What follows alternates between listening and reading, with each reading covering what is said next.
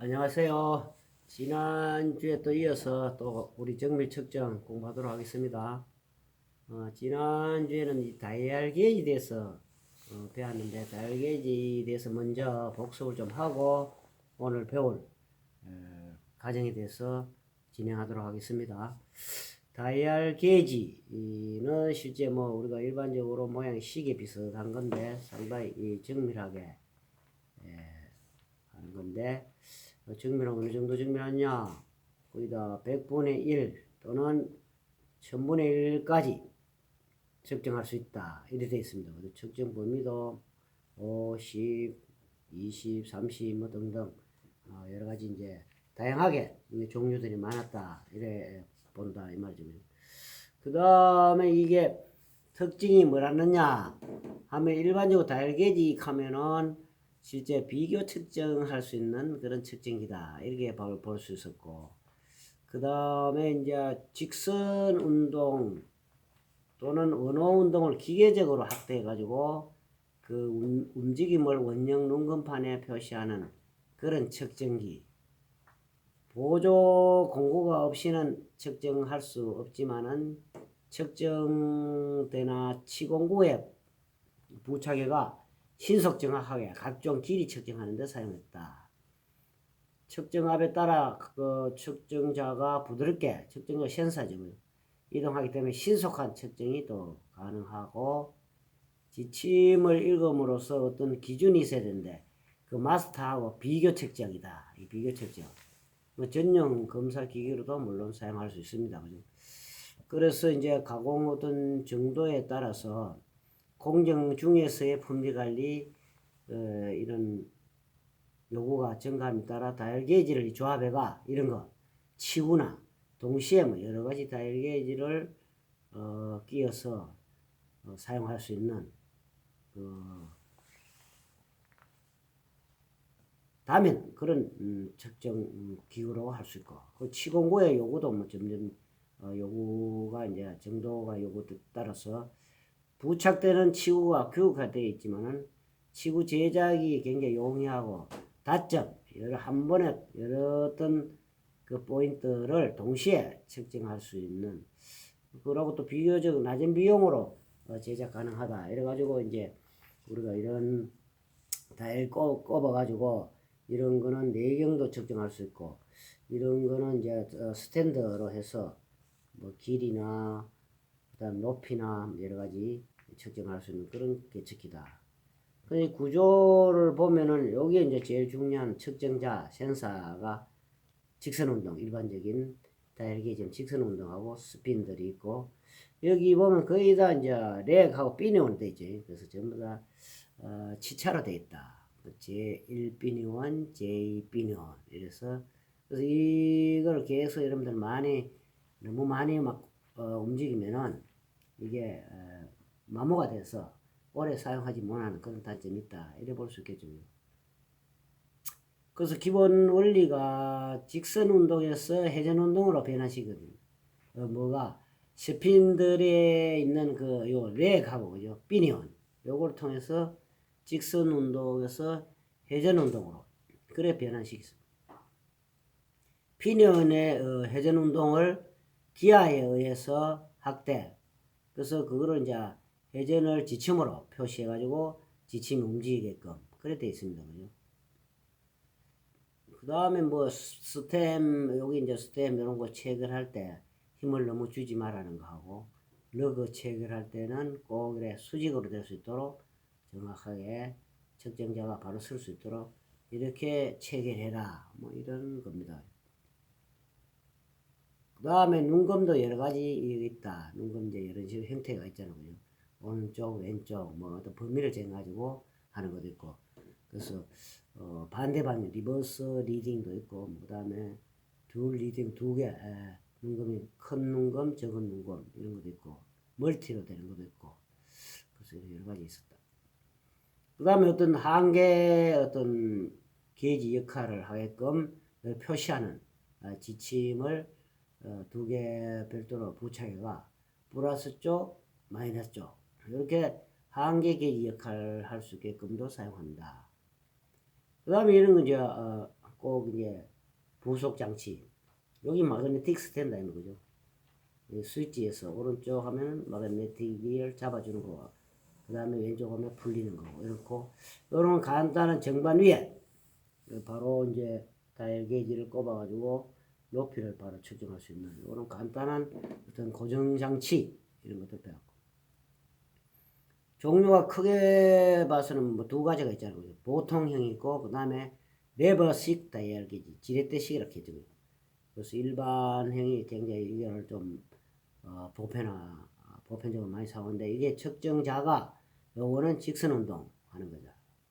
그 최소 눈금도 0.1이나 0.05, 0.01, 측정 범위도 10, 20, 30, 50 이렇게까지 하고, 또 적은 것도 측정 범위가 한 5mm 이하일 경우는 눈금이 100분의 1이죠. 또 1000분의 5짜리도 있다. 이런 것도. 사용 목적에는 두께 재을 수 있는 거, 다이얼도 깊이 재을 수 있는 거, 캘리퍼형에다가 외경이나 내경 또는 틈새 측정할 수 있는 것도 있다. 이런 등등에 대해서 우리가 공부를 했습니다. 그 다음에 종류, 이거는 두께 전용, 다이얼 깊이,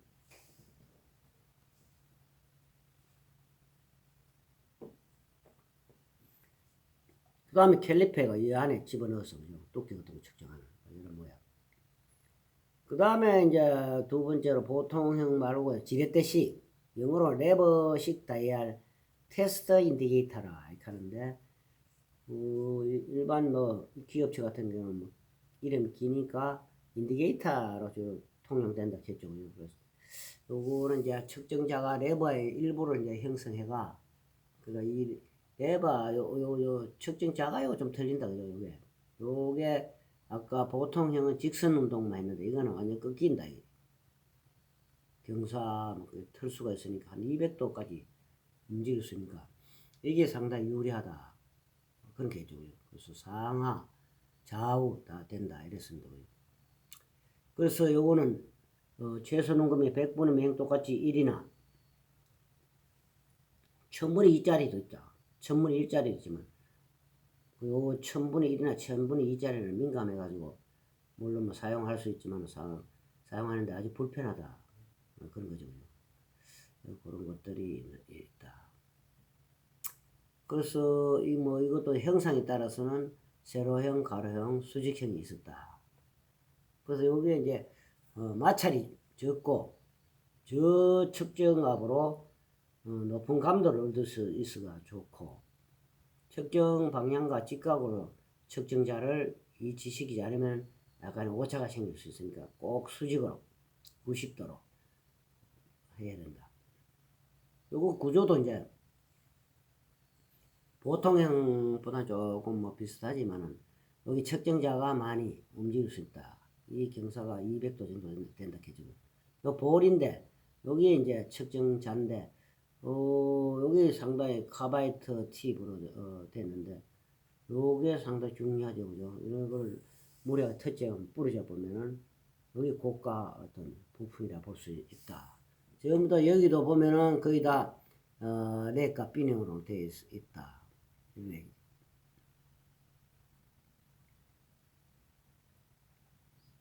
윤건판이 있고 바늘이 있고 그 다음에 측정자다.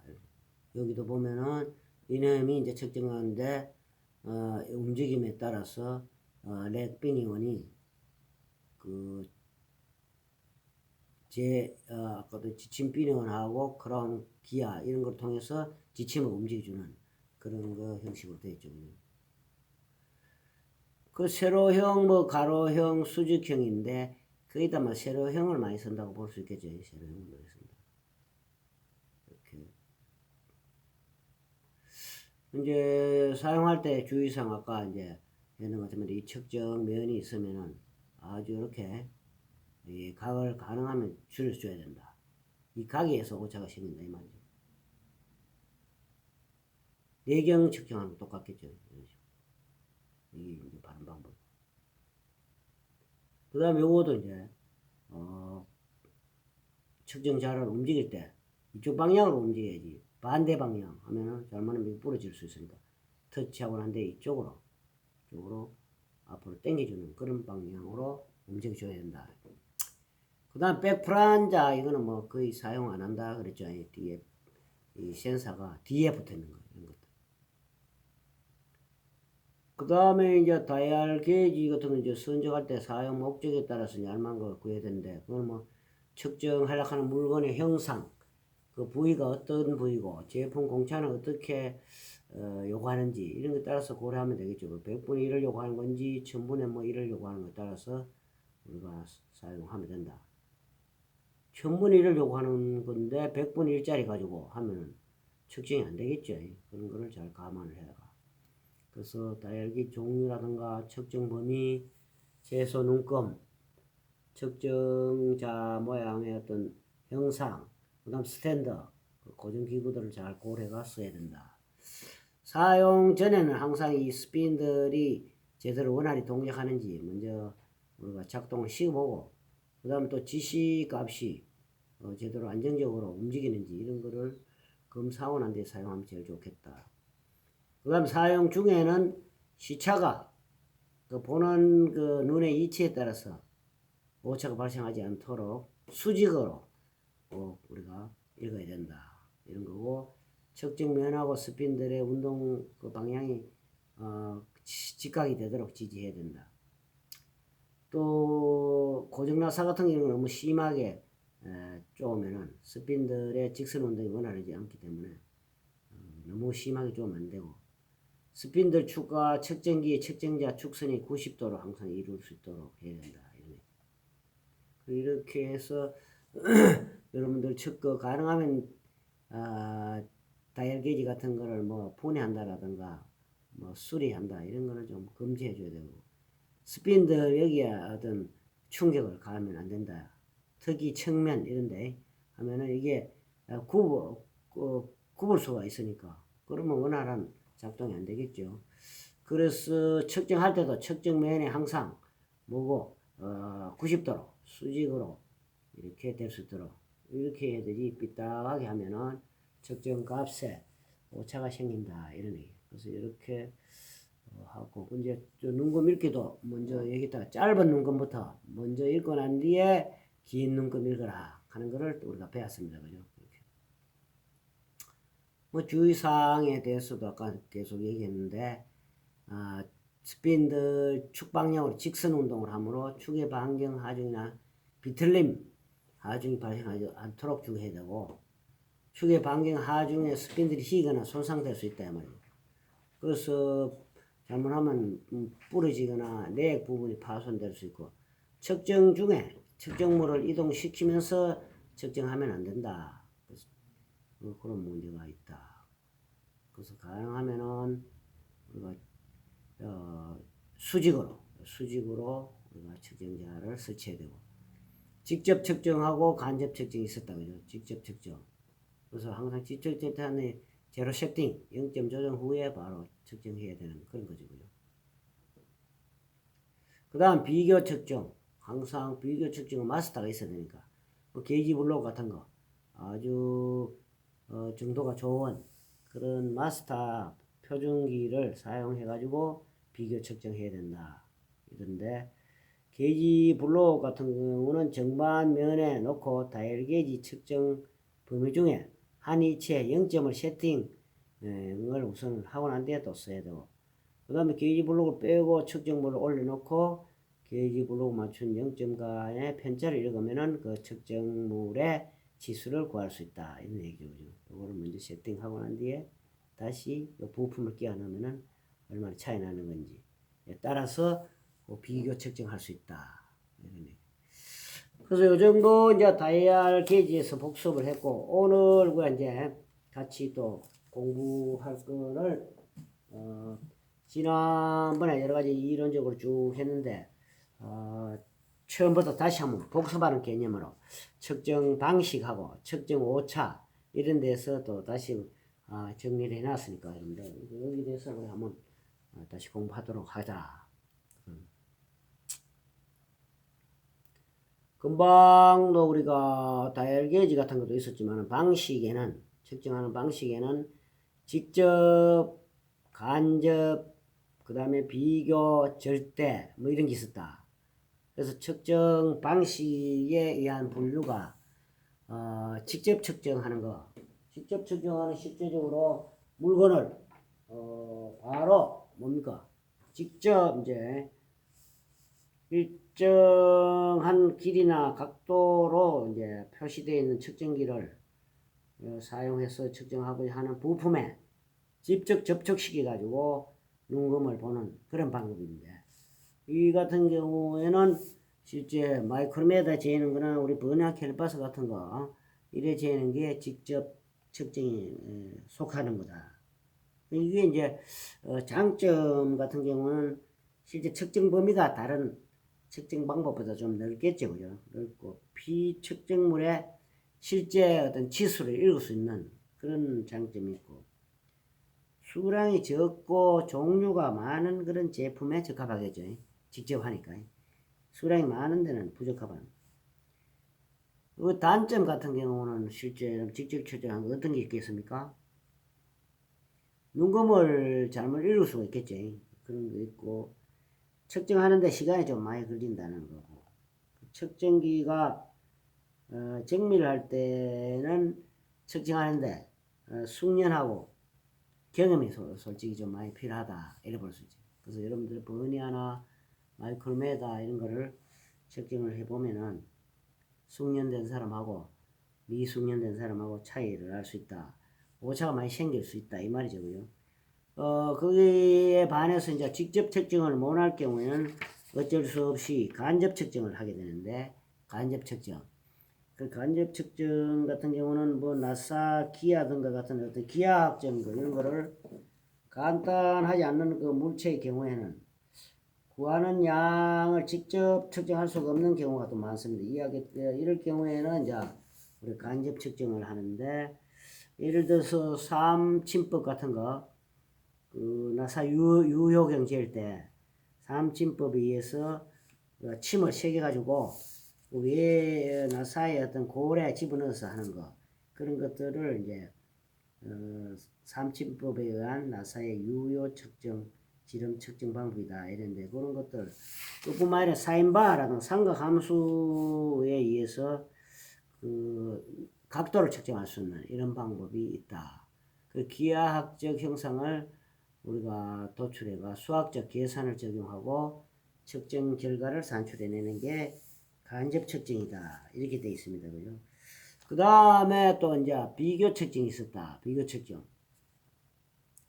비교 측정은 한다면 항상 뭡니까? 이 기준이 되는 표준이 있어야 되는데, 이 측정량은 이미 알고 있는 어떤 표준량하고 이거로 해가지고 이제 우리가 기준 치수인 어떤 게이지 블록과 또는 제품을 비교, 측정기로서 이제 비교해가 측정기가 그 지침이 가리키는 눈금에서 그 차이를 읽는 것이 간접이다.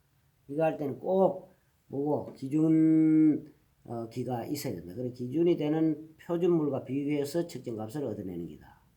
그러니까 아까 뭐 다이얼 게이지 같은 건 항상 블록 게이지를 기준해가 다른 비교해서 측정할 수 있는 그런 방법이 있죠, 그죠? 그래서 장점 같은 경우는 아주 게이지 블록 같은 걸 이용하기 때문에 아주 높은 정밀도의 어떤 측정을 비교적 쉽게 할 수 있는 방법이고, 그 다음에 기준기하고 직접 비교하기 때문에 높은 그 정밀도를 이제 달성할 수 있고, 이런 건 이제 길이뿐만 아니라 면의 어떤 각종 형상 측정이나 공작기계 그 정밀도 검사, 예를 들어서 선반에 주축이 제대로 잘 원활히 돌아가는지, 안 그러면 그 진원도가 원통도가 제대로 맞게끔 가공이 되는지, 이런 걸 정밀도, 공작기계 그 자체의 정밀도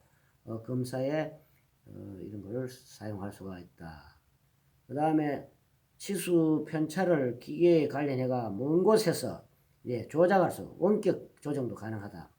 그러니까 이제 자동화 하는데도 상당히 도움이 된다. 이런 게 이제 비교 측정할 수 있는 거고. 그 다음에 이제 절대 측정 같은 거는 이제 어떤 정의에 따라서 결정된 양을 실은시키고 그것을 이용해서 측정하는 게인데, 이런 거는 자유낙하하는 물체의 어느 시간에 통하는 거리를 이동하는 가속도라든가, 그 다음에 U자 간의 어떤 그 높이를 측정하면 기압 측정하는 이런 것들이라든가, 이런 것들이 이제 돼 있다. 그래서 여기 장점, 단점, 직접 측정 같은 거 아까 얘기했습니다. 그죠? 직접 측정하려고 하는 제품에다가 직접 계측기를 들여서 하는 거고, 측정 범위가 다른 측정 방법을 넓다 하는 거, 실제 치수를 넓다 하는 거, 수량이 적고 종류가 많은 제품은 적합하다. 단점은 눈금 잘못 읽을 수 있고 그런 거죠. 측정 시간 소요 많이 된다. 정밀한 측정을 하기 위해서는 많은 숙련과 경험이 필요하다고 이제 얘기했습니다. 그래서 이렇게 우리가 하는 거다. 간접 측정에 대해서도 이제 측정량과 일정 관계 있는 계획의 양을 측정해서 그 측정 값으로부터 계산에 의해서 측정을 하는 방식이다. 그 장점은 직접 측정이 안 되니 간접 측정, 그 불가능한 부위를 계산해서 측정을 할 수 있다. 나사, 기아 등의 어떤 유효 직경 같은 거를 주로 사용한다. 이런 것들도 핀 가지고 그런 길이를 측정을 할 수가 있다. 테이프 같은 것도 측정할 수 있죠. 롤이 2개만 있으면 거기다가 블루 게이지가 있으면 응용 측정도 가능하다. 이런 게 이제 간접 측정하는 겁니다. 일단 잘 우리가 테이프 양을 모르니까 요거에 어떤 롤라를 2개 붙여가 이거의 외경 재고, 그 다음 블루 게이지를 똑같은 높이로 해서 요거를 다시 요 위에 올려가지고 외경, 그리고 M1, M2 딱 측정해버리면 이 테이프 값을 알 수 있다. 뭐 이런 것들이 이제 간접 측정을 통해서 응용 측정이 가능하다 이 말이죠. 그 다음에 비교 측정, 아까 표준 어떤 기준 양하고 비교해서 하는 거다. 그리고 길이 같은 경우는 게이지 블록을 많이 이용해서 높이를 비교 측정하는 거다. 물론 다이얼 게이지가 꼭 있어야 되죠. 그래서 장점은 높은 정밀도 측정을 비교에 쉽게 할 수 있고 사용 범위가 넓다는 거고, 단점으로는 측정 범위가 좁고 직접 제품의 치수를 읽을 수 없다. 요게 문제다. 그죠? 값이. 그 다음에 기준 치수인 표준 게이지가 필요하다. 이런 얘기. 기준기. 항상 기준기체를 세팅하고 난 뒤에 다른 제품을 딱 여기다가 세팅시키면은 지침이 움직이겠죠. 그죠? 플러스. 그 다음에 이제 절대 측정 아까 했습니다. 그죠? 그래서 그 다음에 방식 중에 하나가 더 있는데 한계 게이지 방식. 한계 게이지. 영어로 리미터니까 리미터 게이지를 하기도 하고, 한쪽은 고고 한쪽은 노고니까 고노고 게이지라고 하기도 합니다. 그래서 부품의 치수가 허용 한계 내에 있는가를 측정하는 것으로, 허용 한계 내에 있나 없나 그것만 우리가 확인한다. 그래서 이것은 이제 치수를 직접 측정할 수는 없지만은 그 값은 실제 값은 읽을 수는 없지만은 그 부품의 사용 가능 여부 판단하는 데는 굉장히 편리하다. 그 부품이 사용 가능하다 그러면 불가능하다, 합격 불합격 판정하는 데는 굉장히 빨리 할 수도 있고 편리하게 쉽게 할 수 있다. 그래서 한계 게이지 등이 사용되고 대량 생산, 그러니까 많은 양을 한 번에 측정할 수 있는 그런 방식이다. 그때 가장 적당하다. 그 다음 이제 제품에 어떤 주어진 그 허용차 플러스 마이너스가 있겠죠. 그죠? 10, 뭐 플러스 마이너스 1이다. 이렇게 하면은 9에서 11까지 된다. 최대 허용 치수하고 최소 허용 치수가 있다.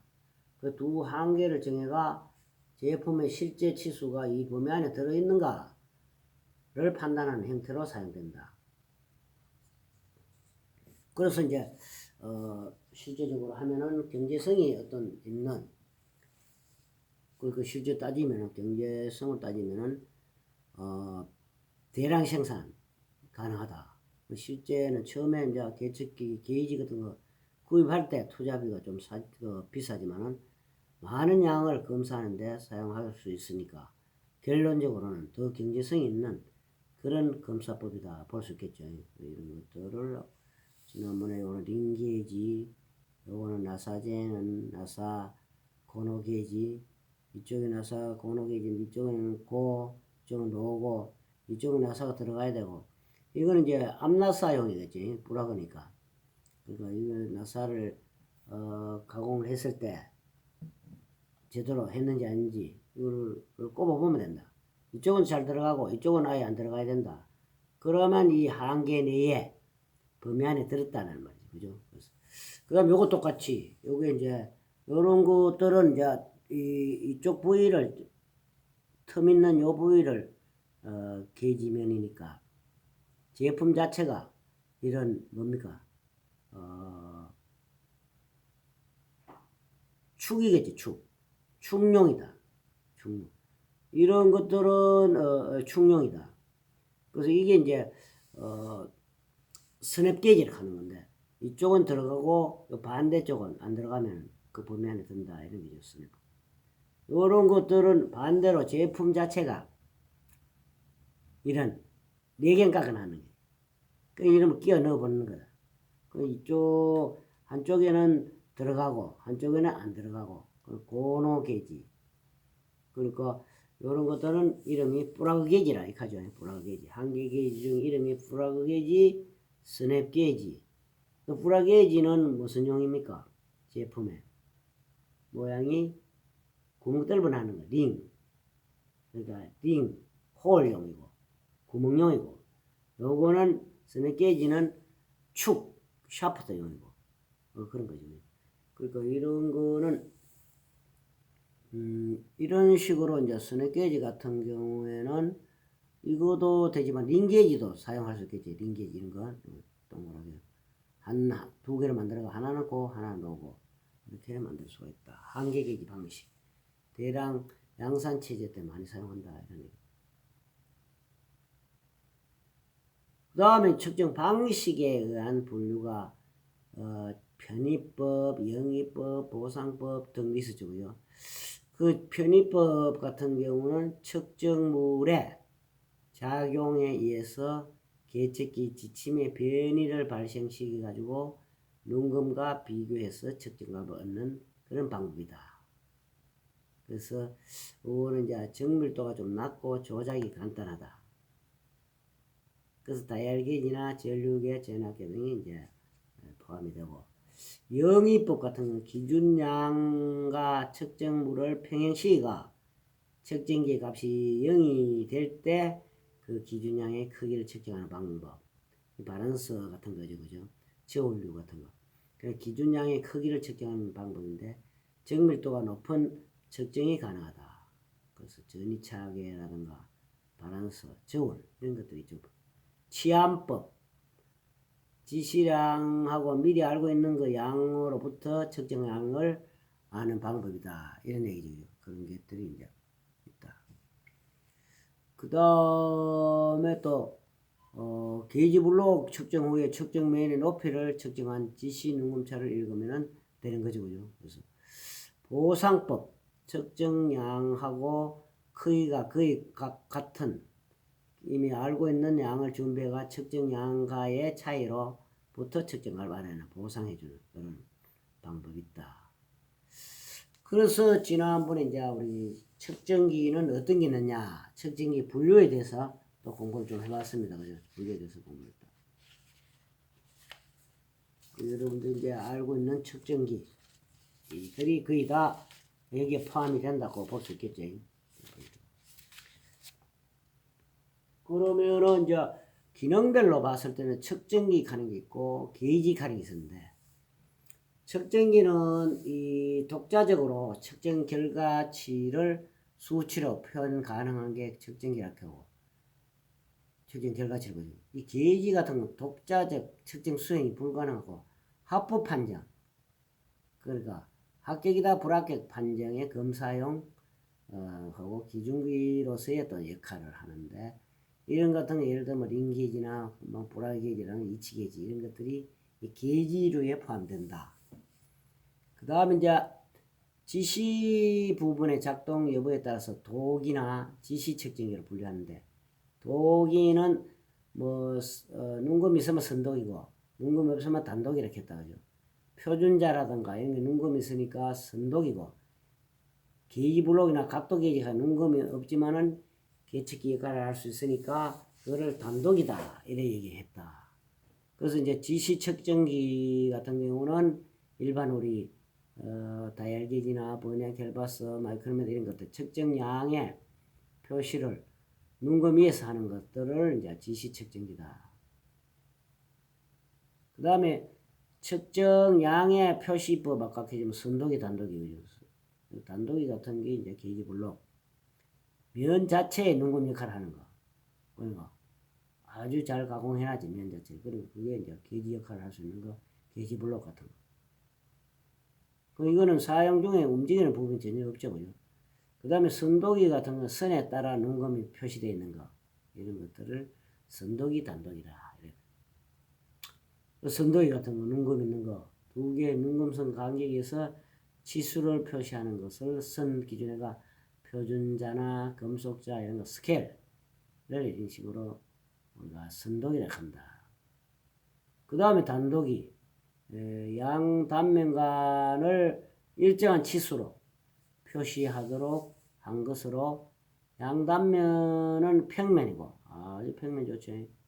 원통 또는 면 또는 구면의 어느 것으로 되어 있는데 면 기준 이런 걸 보면 게이지 블록이라는 거. 각도 게이지 면 게이지 블록 같은데 각으로 만드는 30도짜리, 15도짜리, 45도짜리 만드는. 그 다음에 직각자도 실제 눈금은 없죠, 그죠? 그러나 정확한 직각을 이루고 있는 정확한 직각을 이루고 있는 직각 게이지, 직각자. 그러면 아까 우리 이제 한계 게이지에서 브라 게이지는 무슨 용이라 했습니까? 브라 게이지는 제품 자체가 어떤 거? 내경 또 링 구멍 뚫어 나는 게 제대로 됐나 안 됐나 하는 게 브라그 게이지. 그러니까 브라 게이지는 구멍용이고 그 다음 링 게이지는 뭡니까? 링 게이지 또는 스냅 게이지 같은 경우는 충용 샤프트용이다 켰습니다. 그죠? 그런 것들이 우리가 단도기에 다 포함된다. 이게 이제 링 게이지죠. 그죠? 블록 게이지고 요 40하는 이 어떤 길이가 정확한 40이다. 요게 뭡니까? 브라게이지죠. 브라게이지는 원통이니까 요거를 검사하려고 하면은 내경을 깎아내는 부분을 집어넣으면 요거 즉 요거 즉 이렇게 보죠. 그 다음에 이제 우리가 흔히 일반적으로 그 계측기들 하는 게 지시 측정기다.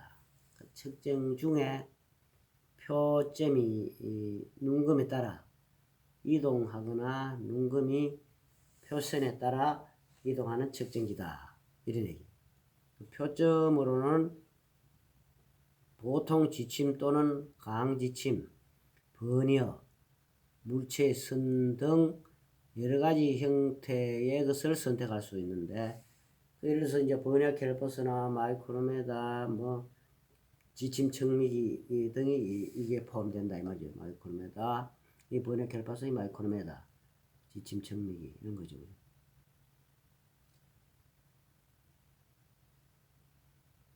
마이크로메다 같은 거는 이 안에 제품을 끼워 쓰는 거죠. 그 다음에 이제 측정기 종류 중에 시중계를 하는 게 있었다. 아주 미시한 거 이런 것들을 우리 학대가 볼 수 있는 강학적으로 보는 거다 이 말이지. 그래서 기계적 접촉을 하지 않고 강학적으로 학대해서 요즘은 비접촉도 있죠. 그죠? 강학적으로 학대가 측정하기 위해서 조준선 또는 시준선 두 점을 연결한 가상선을 점 또는 물체의 모서리에 맞춰된 측정이야. 이게 지금 보는 게 미시한 제품을 올려놓고 확대해보는 건데, 확대해보지. 확대 조그마한 거로 뭐 머리칼 같은 거 이런 것도 카락 같은 거 아주 그 가늘기 때문에 일반 계측기가 측정 불가능하다. 그럴 경우는 뭐 10배나 그 다음에 20배나 심지어 100배, 200배까지 확대해 볼 수 있죠. 그죠? 그러면 선명하게 이렇게 눈금이 나타난다. 이거 보고 이제 정확하게 측정하면 되죠. 그죠? 여기에 바로 측정할 수 있는 자가들이 있으니까. 그 다음에 여기 이제 공구 현미가 눈을 여기 이제 들다 보면은 아주 미세하게 확대해서 보면은 뭐 심지어 아주 이 조직 같은 거 검사도 되고, 특히 뭐 우리 기계 그 공구 같은 거 바이트라든가 이런 나사 이런 것들을 우리 확대해 볼 수 있죠. 그 공구 현미경 여기 투영기 심지어 또 만원경 이런 거는 뭐 확대 볼 수 있잖아요. 멀리 볼 수 있는 그런 거다. 이게 시중계법입니다. 그 다음 우리 앞에 배우는 다이얼 게이지 종류 인디게이터. 요거는 다이얼 게이지 보통 다이얼 게이지고, 요거는 인디게이터 레버식 다이얼 게이지 이렇게 있다. 요거 백불안정해 잘 사용 안 한다 했는데, 인디게이터는 일정 양의 조정 또는 지시에 사용하는 것을 말한다. 마이크로미터 또는 측정기의 경우에 측정압을 일정하게 할 목적으로도 사용한다. 인디게이터 역할. 그 다음에 또 게이지가 있다. 각종 게이지가 여러 가지 있었다. 한계 게이지를 포함해서 여러 가지 있죠. 측정할 때 움직이는 부분을 갖지 않는 것을 말합니다. 뭐 움직이는 게 없죠. 그래서 제일 강하게 구멍 같은 거 뭐 여러 규격에 크고 작고 아주 뭐 여기서 뭐 1파이, 2파이제, 3파이, 4파이 쫙 10파이, 20파이, 30파이, 50파이, 60파이, 70파이 이런 식으로 구멍을 미리 뚫어놨다. 정확하게 뚫어놨는데 우리가 구멍 뚫어놓은 뒤에 이 구멍하고 맞나 안 맞나 이런 것들 보고 그죠. 드릴 게이지 드릴 꼽아보면 되지. 그 다음 반지름 R 게이지죠. R 게이지. R 게이지 모양이 R로 돼 있어가지고 R 게이지 여러 겹으로 돼가지고 종류. 그 다음에 이런 우리 코나 R이 뭐 3R, 5R 무슨 하도 아니고 그 정도 반지름을 제대로 깎아놨는지 이런 거 가공했는지 이런 거 확인하는. 그 다음 피치 게이지. 그럼 나사의 어떤 피치. 나사 피치. 나사 피치 종류 여러 가지 있죠. 그죠? 뭐 1, 1.2, 1.5, 2, 2.5 등등 이런 식으로 다양하게 피치기를 딱 집어넣으면 나사 피치가 맞다 크다 작다 당연히 나오겠죠. 이런 것들은 필라, 시크니스 게이지 뭡니까? 두께, 틈새 게이지 얼마만큼이래 틈새가 났는지 이런 거를 하나씩 끼워 넣어보면 들어갈 경우에는 안 들어갈 경우 들어갈 경우 있겠죠. 그럼 들어가면은 그 정도 틈새가 생겼구나 이렇게 보죠. 요건 아까도 하지만 나사의 한계 게이지, 고노 나사 한계 게이지, 이 링 게이지죠, 그죠? 그런 것들이 전반적으로 게이지류에 포함된다. 이렇게 게이지류에 포함된다. 이런 것도 전부 다 다량 생산에 많이 필요 제일 유리하지, 그죠? 사용을 한계 게이지니까.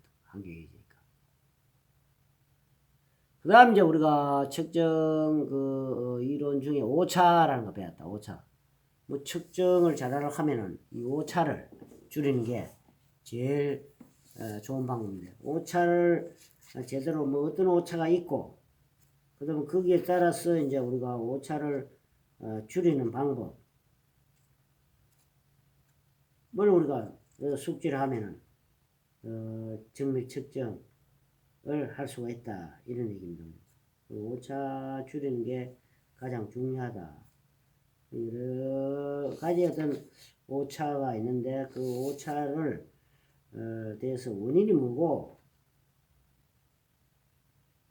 거기에 대해서 이제 우리가 대처를 하면 된다. 원인에 대한 대처. 그 오차란 에라지, 영어로 에라인데 비측정물은 어느 결정값을 가지고 있는데 이 값을 창값이라고 한다. 진정한 값이다.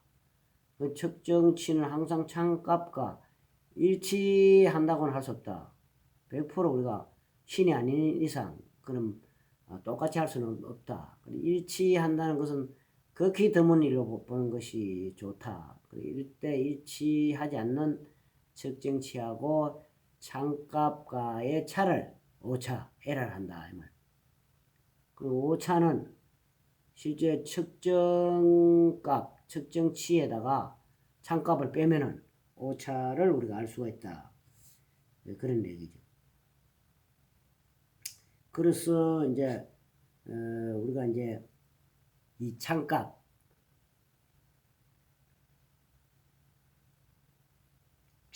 이제 상위 수준의 어떤 공인기관이나 아까 국가표준기관에서 측정한 더 신뢰성이 있는 그런 측정값을 뜻하기도 하는데 실제로 창값이 얼마인지를 알 수 없기 때문에 실제로 오차를 구하는 것은 현실적으로 좀 어렵죠. 그래서 최근에는 오차 대신에 뭐 측정 불확도 하면서 이런 표현을 대체도 할 수도 있다. 그래서 여기 이제 오차는 측정치 마이너스 창값이고 오차율은 퍼센트로 이렇게 곱하기 100 해주면 된다. 오차율 100분율로 나타내는 거를 오차 100분율이라 이런 식으로 하죠. 그죠?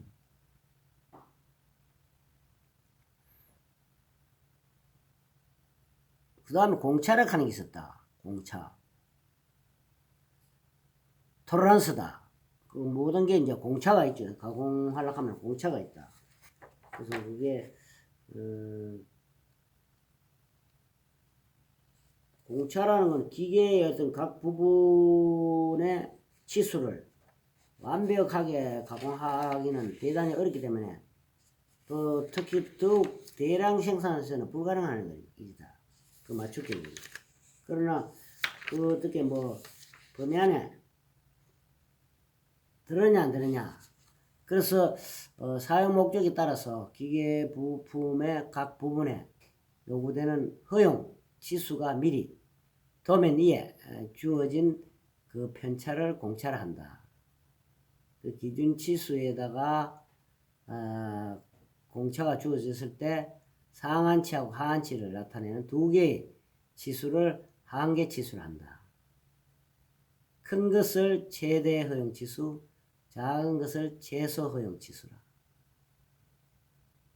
그래서 공차는 이제 이렇게 표시할 수 있는데 공차는 이거로 최대 허용 치수 마이너스 최소 허용 치수 이렇게 할 수 있다. 이런. 그럼 예를 들어서 36.25 플러스 마이너스 0.05다. 플러스 쪽 0.05 마이너스 0.05 이렇게 이제 공차를 줄 수 있고 36.25가 최대 허용치 플러스 0.1에서 플러스 0.05 이런 식으로 줄 수도 있다. 이런 얘기죠. 공차를 항상 최대 허용, 최소 허용 이렇게 두 가지로 주로 이제 줄 수 있다. 이런.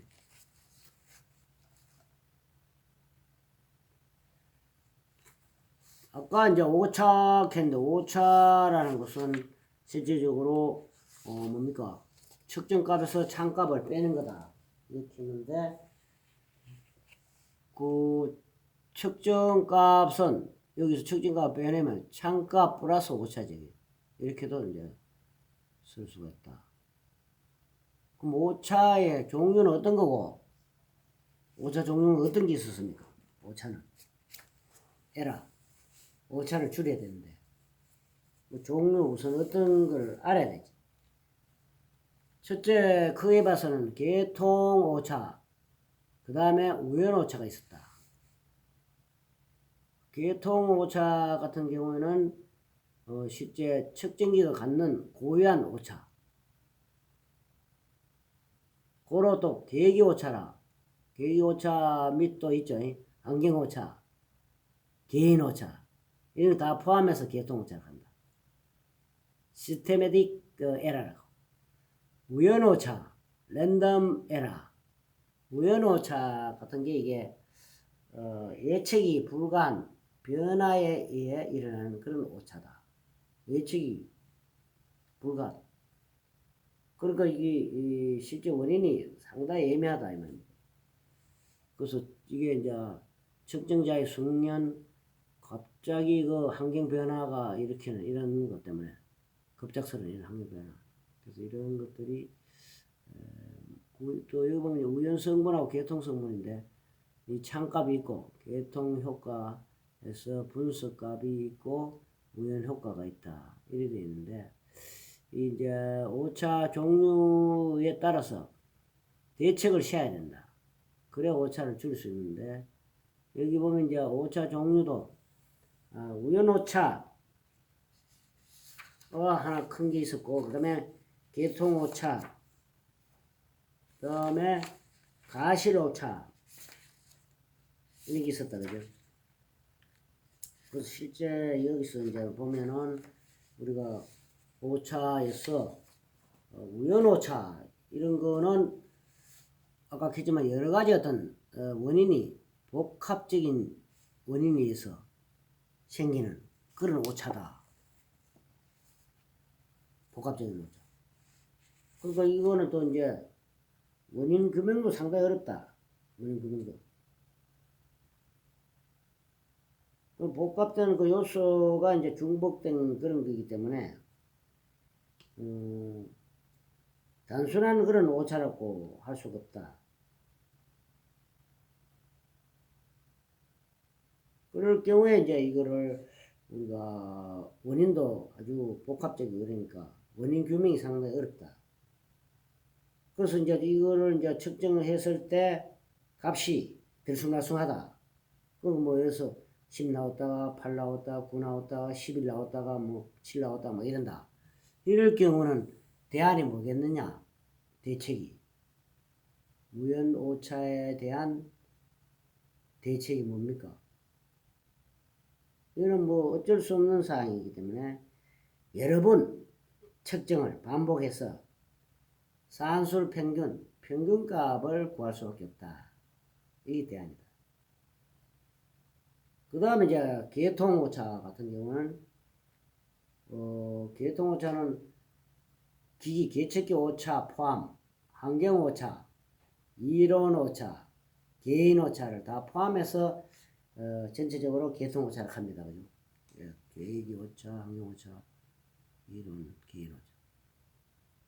계기오차 같은 경우는 왜 생기노? 새 건데, 뭐, 지난주에 사왔는데, 새 건데 왜 이 오차가 생기나? 이럴 경우도 있다. 뭐, 계기오차에 대해서는 그만 어떻게 대책을 세우면 되겠나?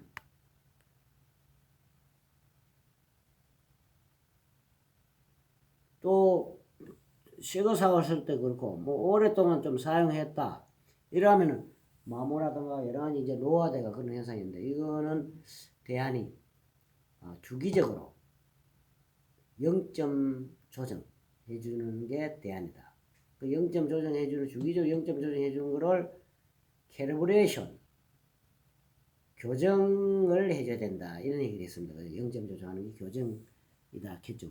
그래서 계기오차 같은 경우는 주기적으로 0점 조정해주는 거고, 환경오차 같은 경우는 측정할 수 있는 환경 조건, 뭐가 있었습니까?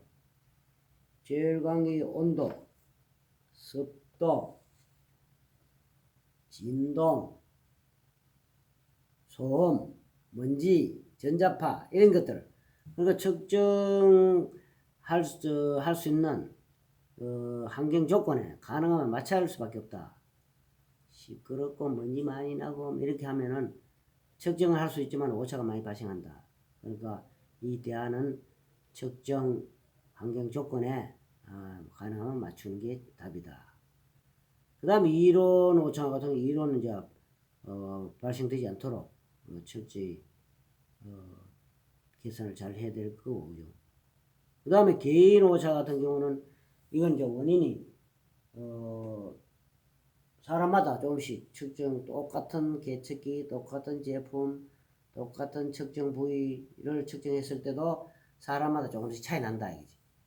그게 이제 개인 오차인데 이거는 원인이 숙련도 때문에 그러니까 많이 사용해보고 많이 측정해본 사람들은 정확한 측정 값을 이제 낼 수 있지만은 처음 하고 뭐 여러분 아직 미숙한 사람들은 측정 값이 들쑥날쑥할 수가 있다.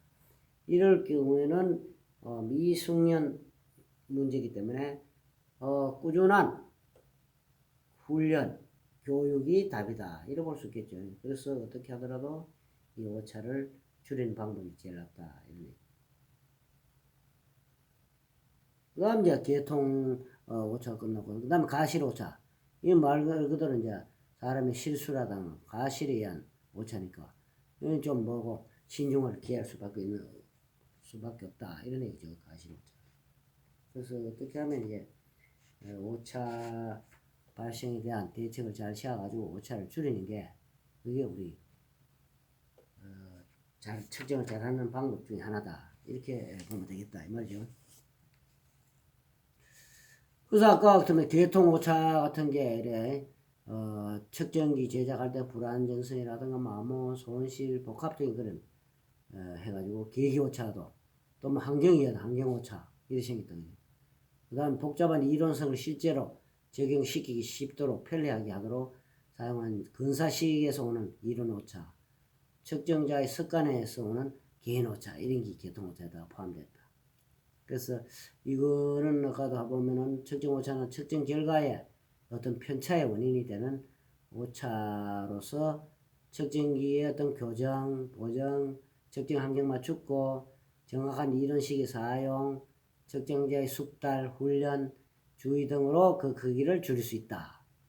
일반적으로 계통 오차의 크기는 모든 측정 값에 일정한 편차를 주기 때문에 측정 결과로부터 추정할 수는 없다. 이런 얘기. 그래서 이제 여기 보면은 이런 계통적 오차에서 이런 현상이 나타나고 이거는 뭐고 우연 오차에서 이런 현상이 일어난다. 이 말입니다. 가실 오차, 측정 절차의 잘못 적용, 측정 값의 잘못 읽음, 측정 결과 기록의 잘못 등에서 이제 하는데 가실 오차는 계통 오차 마찬가지로 측정자의 숙달 신중하게 등으로 어느 정도 그 크기를 줄 수 있고 우연 오차 같은 거는 이 측정값에 산포를 주는 것으로 원인으로는 뭐 기온의 미세한 변동, 기계의 미세한 탄성적 진동, 측정자의 주의 산만 그래서 이제 복합적인 요소니까 우연 오차는 통계적 성질을 가지고 있다고 할 수도 있다. 그래서 그 확률 분포에 주목해서 통계적 처리를 하는 수밖에 없는데 그래서 반복 측정해가 평균치 값을 취하는 게 어느 정도 제거된다. 이렇게 되나죠, 그죠? 그런 게 우연 오차를 줄이는 방법이다. 이렇게 보면 됩니다. 그 다음에 또 이제 우리가 정밀도, 정확도, 그 다음에 정도 이런 거 어떤 용어 설명을 했는데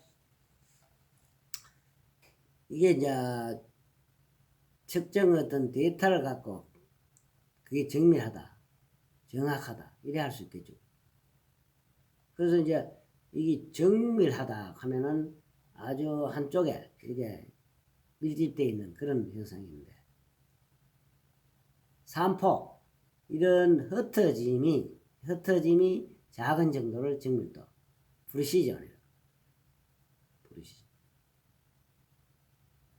산포 흩어짐이 작은 정확도 에큐레시 정확도 같은 거는 이 한쪽에 치우침 편이라 하지 치우침이 또 작은 정확도 정확하지 이런 거예요. 정확하다 골고루 이런 것도 정확하다.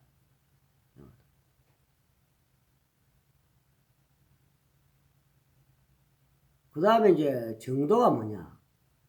절대 오차는 측정값 빼기 참값의 정확성이고 상대 오차는 절대 오차 삼각분의 절대 오차 이렇게 했는데 정도는 결론적으로 정밀도 플러스 정확도입니다. 그죠?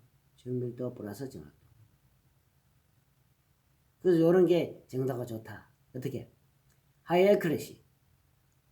높은 아주 어떤 정확도, 높은 어떤 정밀도, 하이 프리시전. 그러니까 이런 게 말 그대로 우리 양궁 같은 거 쓸 때 10 꼽는 게 이거다 이게. 하이 애큐러시, 하이 프리시전. 그러니까 정확하기도 하고 정밀하기도 하는 이게 그야말로 정도가 좋다 이렇게 볼 수 있고 이런 거 같은 거는 이제 데이터가 이렇게 경향해 보이면 low accuracy 낮은 정확도고 높은 정밀도 high accuracy 높은 정확도 아주 정확하다 골고루 low precision 낮은 정밀도 이거는 이것도 저것도 low accuracy, low precision 저 정밀도 저 정확도다 데이터가 이렇게 분포되어 있다 이 말입니다. 그죠? 그런 것들을 이제 값을 보고 아 이게 치우쳤다 안 치우쳤다 흩어졌다 안 흩어졌다 이걸 이제 알 수 있다. 측정 값을 얘기한다 이 말. 그래서 오차의 어떤 발생하는 그 요인이 또 있는데 변형 같은 경우가 생길 수 있는데 너무 이제 압축을 해봤다라든가 그 다음에 어떤 처짐 아주 무거워가 자중에서 모든 처짐 현상이 났다. 굽힘, 밴딩이 일어나본다. 여기에 따라서 이제 변형이 일어날 수 있고 기하학적 문제에서는 우리가 아베 원리 배웠습니다. 그죠? 아베 원리. 아베 원리에 적합한 계측인지 또 적합하지 않는 건지 부적합한 구조로 되는지 이걸 그 다음 접촉 오차도 있고 그 접촉 콘택 되는 그 부위의 형상에 따라서 또 오차가 생깁니다. 그 다음에 피측정물의 어떤 기하학적 형상 기하학적 같은 뭡니까? 기하 형상 동그란 뭐 축 같은 건 동그란 원통 진원 면 같은 거는 평면 뭐 이런 것들이 돼야 되겠고요. 사각 같은 거는 직각 그 다음 뭐 수직 평행 뭐 이런 식으로 기하학적 형상에 따라서 그 다음 마모에서도 이제 문제가 생길 수 있다. 그게 기하학적 문제 그 다음 물리학적 문제도 있다.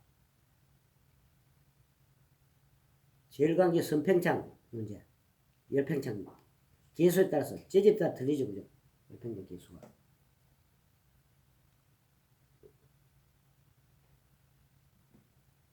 그 다음 이 강학적으로 그 보는 시각에 따라서 시차 발생 시트레시스 이런 것들이 뭐 우연적으로 생기는 그런 문제점 이런 것들에 대해서도 보면은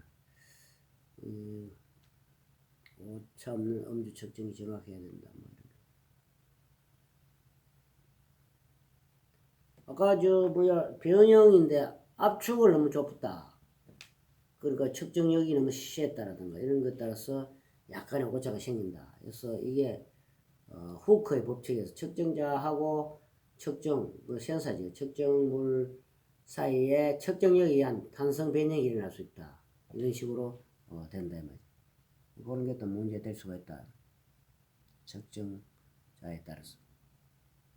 그래서 이런 압축에 의한 변형. 그 다음에 또 이제 처짐에 의한 변형, 굽힘에 의한 변형 등 게 이제 변형에 의한 그런 게 있다 이랬습니다. 후크의 어떤 법칙에서 측정자와 측정물 사이의 측정에 의한 탄성 변형이 있다. 측정자 이제 접촉 콘택트는 측정물이 있으면 양쪽에 만약 뭐 버니아 캘리퍼스든 마이크로메다든 측정자가 접촉되는 그 모양에 따라서 우리가 오차가 생길 수 있는데 너무 이제 힘을 가해봤다 이 말이죠. 그래가지고 이제 변형량은 어떤 후크의 법칙에 따라서 이게 시계 물리학자들이 아예 어느 정도 변형이 일어나나 변형 값을 우리가 그 해놨습니다. 그죠? 그래서 델타는 A 가는 게 이제 측정물의 어떤 단면적인데 거기에다가 이 측정물의 탄성 계수 분의 F가 이제 측정력 그 힘을 가하는 측정할 때 그 힘을 가하는 측정력 곱하기 측정물의 길이 하면은 얼마나 압축에 의해서 변형이 되느냐 변형량을 우리가 측정할 수 있다. 이렇게 계산할 수 있다 이 말이죠. 그거까지 우리가 계산을 다 할 수 있다. 그래서 이런 거 조금 진짜 뭐 미미하지만은 엄밀하게 따지면은 이런 것도 감안해서 측정을 해야 실제 뭐 1000분의 1을 10,000분의 1 따질 때는 이것도 우리가 참조를 해가 할 필요성이 있다 이런 얘기죠. 그래서 이제 그 다음에 이제 압축에 하는데 이 접촉하는 면 주로 이제 이 접촉 포인트가 끝면이 구하고 구끼리 이래 접촉할 때 하고 구하고 그 다음에 요 평면 요거 이제 접촉할 때 하고 이건 각각 그 형상에 따라서 또 뭐 지름이 같은 두 개의 구면 뭐 이런 것도 있을 수 있고요. 그래서 그게 이제 문제가 될 수 있는데 이 측정자하고 측정물이 구형과 평면, 구형과 구형의 형태로 접촉하는 경우가 이제 이런 경우가 있고 그 다음에 요게 이제 구명을 하고 평면이고 그 다음에 지름이 같은 두 개의 구면 지름이 같은 요게 이제 똑같지 이거는 그죠? 지름이 같다. 그 경우 이제 요 식을 전부 다 물리학자들이 변형량을 알락하면은 요 식에 적용하면 된다 이런. 그 다음에 구면과 두 어떤 평면 구면과 두 평면은 델타는 뭐 3.8에서 3루트의 D분의 F2 이렇게 해서 변형량을 체크해라 이런 얘기입니다. 그래서 이런 것들이 이제 버치맨 실험실 해가지고 1928년에 벌써 이거를 그 연구를 해가지고 만들어졌죠. 이런 것들이 이제 우리가 바로 시계에서 이제 하는 거다 이렇게 볼 수 있고.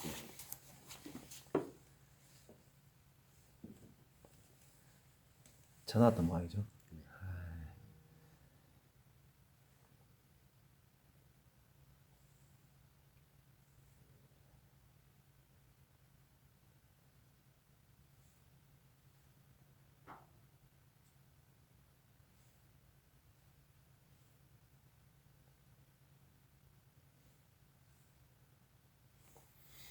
다시 아까 화면이 잠깐 그런데 압축에 의한 변형이 후크 법칙 했는데 측정자와 측정물 사이의 측정에 의한 단선 변형. 그러니까 측정자 사이에 측정물을 넣으면은 그 측정력을 너무 강하게 하면은 변형이 일어난다. 그게 이제 후크의 법칙에 델타는 측정물의 단면적 곱하기 측정물의 탄성 계수분의 측정력 곱하기 측정물의 길이 이렇게 하면은 변형량을 구할 수 있다 이렇게 했고 압축에 의한 변형 그 헬저의 탄성 법칙 했는데 측정자하고 측정물이 구형과 평면 구형과 구형의 형태로 접촉하는 경우에 각각 그 어떤 식으로 접촉이 되는가 따라서 끝면이 구형과 구형이냐 구면과 평면이냐 그 다음 지름이 같은 구면이냐 구면과 구면 구면과 두 평면 뭐 여기에 따라서 변형량이 각각 이 시기에서 우리가 구한다 이 말이죠. 그죠? 여기까지 우리가 알 필요는 없겠고 이런 게 있다 하는 거예요. 그 다음에 또 이제 원통하고 평면 또는 원통과 원통의 형태를 접촉하는 경우도 평면과 요게 원통 접촉, 두 평면과 원통, 두 평면과 원통, 구면과 원통, 직각 교차 원통과 두 구면 뭐 등등 이래서 이 시기에서 우리가 또 구할 수도 있고 그 다음에 이제 굽힘면 그 밴딩에 의한 변형이 있다 이런 얘기죠. 그래서 이 우리가 이제 여러분들 보 어떤 역할처럼 고정막대의 한 끝에 측정액이 측정액이 한쪽에 이제 작용할 때 웹팔보죠. 그러니까 고정장치에 다이얼 게이지를 부착해 가지고 측정하는 경우다. 이래 봤을 때는 또 이렇게 굽힘에 의해서 델타는 3EI 분의 FL 세제곱이다. 이렇게 해서 우리가 또 변형량을 구할 수 있다. 이런 것들을 우리가 구할 수 있고 그 다음에 또 굽힘에 의한 또 이런 것도 있겠죠. 너무 이제 물건이 센터에 어떻게 꼽혀 있다. 이래도 이제 양단 지지 막대의 중앙에 여기에 포스를 측정력을 작용할 때 또 이게 문제가 생긴다. 그래 굽힘이 생길 수 있다. 이럴 때는 이제 요 시기에서 우리가 변형량을 구하면 된다. 그래서 뭐 축의 어떤 흔들림 공차 측정할 때 필요한 그런 것들 거죠. 그 다음에 또 너무 이제 제품 자체가 너무 긴 그런 가늘고 긴 어떤 제품이 있을 때 대칭인 두 곳으로 또 지지를 할 때 그 지지 어떤 점에 지지 이치에 따라서 또 변형이 난다 이 말이죠. 그래서 예를 들어서 뭐 아주 긴 블록 게이지 같은 거 자중에 의한 처짐 현상. 그래서 이제 지지점 이치에 따라 처짐량이 달라진다 이런 얘기. 그래서 요게 이제 지지인데 이쪽에 A라는 게 지지점인데 이쪽에 할 건가 이 안으로 좀 더 넣을 건가. 따라서 이 전체가 이렇게 처짐이 달라진다 이 말이죠, 그죠? 전체 A라고 봤을 때. 그래서 그게 이제 에어리 포인트하고 베셀 포인트를 하는 게 있지. 에어리 포인트하고 베셀 포인트. 그러니까 에어리 점 베셀 포인트.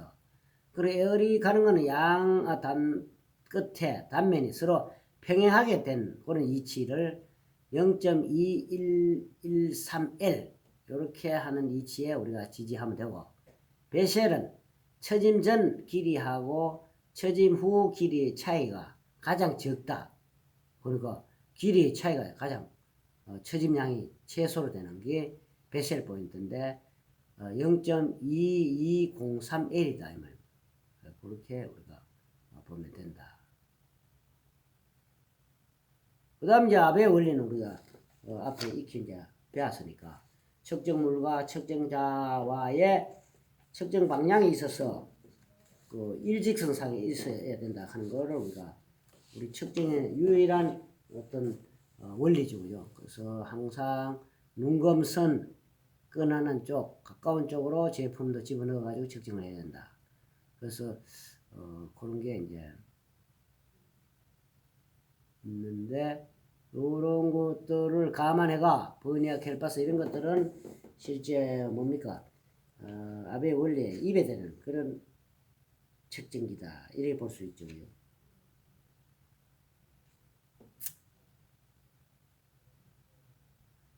그 다음에 만족하지 않는 거는 이제 버니아 캘파스나 이런 것들이 만족하지 않는 거다.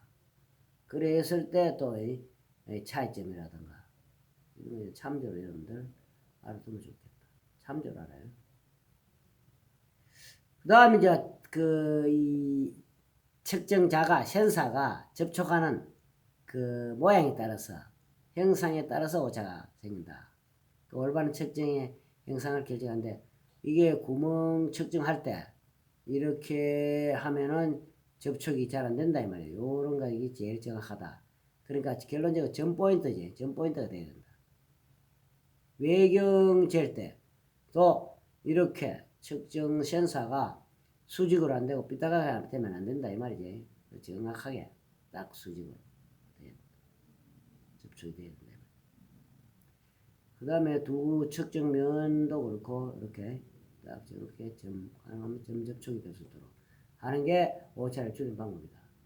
그래서 접촉 오차 같은 측정면 재질 및 상태인데 측정면은 내마모성이 있는 재질 초경으로 주로 사용하는데 측정물이 이동 중에는 측정 금지를 했지. 그러면 마모가 생긴다. 아무리 초경으로 하더라도 움직이는 상태에서는 기스도 갈 수 있고 마모가 생긴다. 그 측정면의 상태는 두 측정면 사이의 평행, 홈의 유무를 판단하고 기준 게이지하고 비교해서 지시값을 확인한다. 그 다음에 측정물 형상에 따른 오차. 측정물이 형상에 따라서 오차가 생길 수 있다. 그런데 측정 지수에 있어서는 형상 오차를 고려해서 적절한 측정 방법을 선택을 해야 되는데 평면에 대해서는 어떤 거칠기라든가 그 다음에 또 뭡니까? 거칠기가 표면 거칠기를 말하는 거지. 표면 거칠기. 가공면이 얼마나 이제 매끄러운 정도. 그 다음에 파형. 이거는 이제 어떤 거칠기하고 파형이 비슷한데 이거는 이제 파도처럼 진폭이 좀 큰 거고 이거는 좀 적은 거고 이렇죠. 영어로는 surface 라프니스라고 하고 이거는 웨버니스라고 하지. 웨버니스. 평면도 오차가 실제 존재하지만은 특히 실제 표면을 전체를 봤을 때는 형상 편차로서 이를 측정법에 영향을 준다 이 말. 형상 오차. 형상 오차는 여러분들 여러 가지가 있지, 그죠? 뭐 있습니까, 여러분들? 14가지가 있지. 형상 오차. 뭡니까? 진직도, 평행도, 직각도, 경사도, 또 뭐 있어요? 진원도, 동그란 제품은.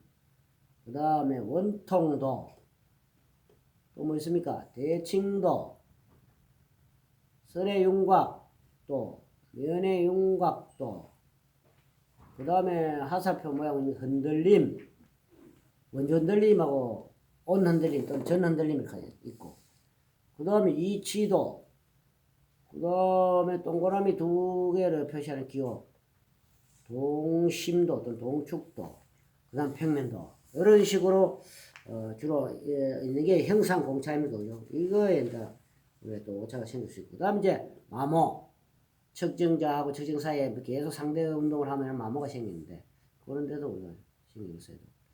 그 다음에 또 선평장 계수, 열평장 계수에 따라서 이게 원래 이제 기준 표준 온도가 20도니까 이것보다 더 플러스나 마이너스 쪽에서 하면은 그만큼 늘어난다라든가 줄어들 가지고 오차가 발생되는데 그 값은 또 델타 L은 L 원래 길이 곱하기 열평장 계수 곱해서 델타 T 온도 차지고 이렇게 보면은 바로 뭡니까? 변형량을 측정할 수가 있다. 예를 들어서 여기서 이제 열평장 계수가 만약에 납 같은 게 29.2가 되는데 일반철은 12 박으면 안 되지. 12.2 이런 걸 감안해서 우리가 계산해서 온도 변화에 따른 그 변형량을 체크할 수 있다. 그 온도에 의한 열평장 그죠? 이것도. 그 다음에 이제 시차, 가항적 문제. 이것도 항상 생각해라. 항상 눈의 위치는 수직에, 눈금에 수직하게, 정확하게, 눈금 위치하고 눈의 위치가 거의 같도록 이렇게 하는 게 가장 오차를 줄이는 방법이다. 이렇게 앞에 얘기를 쭉 했습니다. 그죠? 그렇게 이제 우리가 참조해서 하면 좋겠고. 그 다음에 또 이제 히스테리시스 하는 거, 이거는 제로 변형 경로에 따른 오차는 탄성 변형 시에 압축 경로하고 인장 경로의 차이 발생해서 동일 변이 돼서 측정압을 가하는 방법에 어떤 일금값하고 측정압을 제거하는 방향의 일금값 차이가 발생할 수 있다. 히스테리시스. 이게 조금 근응하기 어렵죠. 이런 것들이 우연오차에 포함된다고 볼 수 있겠지. 그 다음에 제품 공차라든가 측정기의 정도와의 관계도 수식으로 표시할 수 있다. 이건 참조로 우리가 알아두면 됩니다. 그 다음에 이게 측정 정도의 단계도 이래 보면은 공작물의 제작 공차가 있고, 그 다음에 공작물 그 측정용 공차는 좀 더 한 단계 항상 더 정밀하겠죠, 그죠? 정도가 좋다. 그 다음에 또 그 측정기에 교정할 수 있는 게이지 블록은 더 정도가 좋겠죠. 그래서 0. 만약에 처음에는 공작물은 25 미크론이라 하면은 공작물 측정용 측정기 정도는 2.5 미크론. 그 다음에 교정할 수 있는 그 게이지 블록은 0.25 미크론. 0.2 미크론은 뭐 만분의 2잖아, 그죠? 그 다음에 게이지 블록 교정용은 강파 간섭계 정도는 더 좋죠. 10만 분의